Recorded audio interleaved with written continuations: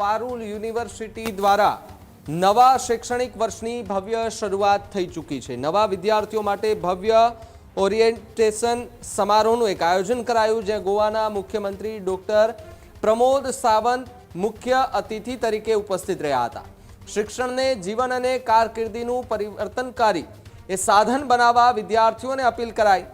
સાથે જ કાર્યક્રમમાં 4000થી વધુ લોકો જોડાયા હતા। ગોવાના 1300થી વધુ અને અન્ય રાજ્યોના 300થી વધુ વિદ્યાર્થીઓએ આમાં ભાગીદારી લીધી હતી। વિદ્યાર્થીઓ અને વાલીનું ઉષ્માભેર સ્વાગત પણ કરવામાં આવ્યું હતું। ગુજરાત અને સાથે સાથે હવે ગોવાની અંદર પણ યુનિવર્સિટીના સર્વાંગી વિકાસ અને કારકિર્દીની તકો અંગે માર્ગદર્શન અપાયું। મુખ્યમંત્રી ડોક્ટર પ્રમોદ સાવંતે વિદ્યાર્થીઓને મોટા સપના જોવા માટેની પ્રેરણા આપી હતી।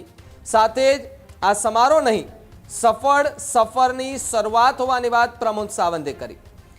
આંતરરાષ્ટ્રીય શિક્ષણ, પ્લેસમેન્ટ અને ઉદ્યોગ સાહિત્યિકા અંગે માર્ગદર્શન અપાયું હતું, જ્યારે કારકિર્દી અને સ્પર્ધાત્મક પરીક્ષા અંગે નિષ્ણાંતોનું માર્ગદર્શન પણ ત્યાં આપવામાં આવ્યું હતું। બીજી તરફ પારુલ એજ્યુકેશન ફાઉન્ડેશનના પ્રમુખે પ્રેરણાદાયી સંદેશ આપ્યો। દેવાંશુ પટેલે જે હાજર વિદ્યાર્થીઓ હતા તેમને એક સૂચન આપ્યું હતું અને કહ્યું હતું કે આજથી શરૂ થતી સફર આગામી દાયકાઓનું ભવિષ્ય નક્કી કરશે। તે પ્રકારની વાત આ ભવ્ય કાર્યક્રમમાં કરવામાં આવી હતી।